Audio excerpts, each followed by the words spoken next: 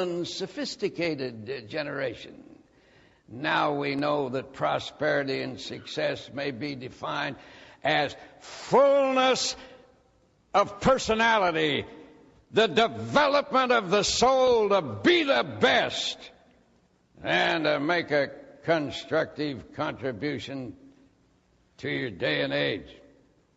But in order to do that, in order to achieve such a goal, you've got to do several things. First, you have to have a goal. You can't ever achieve a goal unless you have a goal. And the goal must not be some fuzzy, innocuous, desultory, vague kind of an objective. It must be sharp, clearly defined, absolutely specific, and it must be written down. For until you write it down, it's only a vague wish. But when you can put it down in the fewer words, the better, so that it focuses before your eyes and focuses in your consciousness, then it becomes the dominating objective of your life. And when that happens, you begin to attain it. I've got a goal. I've got a dream. That's the first thing you say. Now, the other day I listened to the late Martin Luther King repeat on television from the other world that magnificent speech he made once before the Lincoln Memorial in Washington to an extraordinarily vast assemblage. Television's done at least one thing for us. It has recaptured speeches and events and can replay them. There have only been a certain number of great orations delivered in this country in its history. How wonderful it would be, for example, to listen to Washington giving a farewell to his officers in Faunce's Tavern in downtown New York, to have seen Washington's face, to have heard his voice, to have captured his personality on a replay, or to have heard that fascinating speaker, Daniel Webster of Massachusetts, in his immortal reply to Senator Hayne of South Carolina, one of the greatest speeches of American history. How would you like to have heard that? Or Abraham Lincoln at Gettysburg 77 years ago, our fathers brought forth, and so forth. This would have been wonderful. But I heard Martin Luther King, one of the greatest natural-born orators who ever spoke in this country. And he had that technique of a repetitive symphonic refrain. I've got a dream. I've got a dream. Lord God Almighty, I've got a dream. Did you ever hear anything like it in your lifetime? A goal, a dream. You never will achieve a goal unless it is a dream made real. When you were young, you had dreams, didn't you? You know, I wonder what the Lord God Almighty is going to ask me when I get up to heaven's gate. I didn't say inside. I just said outside. Because on the outside is going to be the last judgment. And I think he'll say to me, not how many sins did you commit, how many mean, dirty things did you do. Maybe he'll ask that. And I wouldn't be surprised that he'd say, what did you do with those wonderful dreams you had when you were young? What happened to them?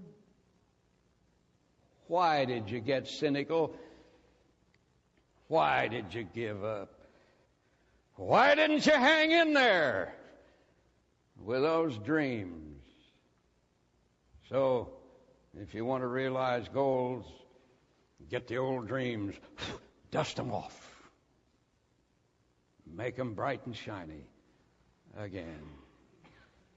Now, I'm writing a book. I've persuaded Dr. Caliandro to write another book. So since he's writing a masterpiece, I figured I'd write a lesser tome in order to keep up with him. And in order to get some research material, I went back and I read some of my old sermons, which wasn't all that inspiring, I assure you. But I read one in 1962 about my father. My father was a great human being. He said to me once, "What's your goal?" And I gave him a big speech. He said, "You've talked 10 minutes and I don't know what your goal is. Get with it. Give it to me in one sentence." I said, "The way you do is you get a goal and you state what the goal is, and then you pray to God about it, and then you go and get it." Now, he said, for example, let me tell you something about the first time I met your mother. Now, my father lived in a little town in Ohio called Lynchburg, population 900. And my grandfather and his brother, Wilson Peel, ran a store there, a general store. They sold everything from sugar to whatever. And it was called Peel Brothers. And they never did make a fortune out of it, but at least they made a living. But my father went off to the city where he went to college, and then he went to Milwaukee where he became a doctor on Biddle Street in Milwaukee. I went around there once to see his old office. Later, he became a preacher. So he was a medical doctor and a doctor of divinity. He used to call himself a paradox. Strange thing.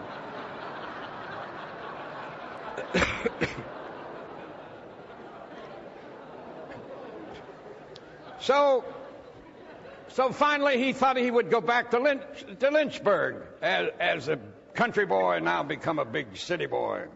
So he had a derby. And he really must have looked the part. So he was in my grandfather's store, and he looked up the street, and he saw a vision of loveliness.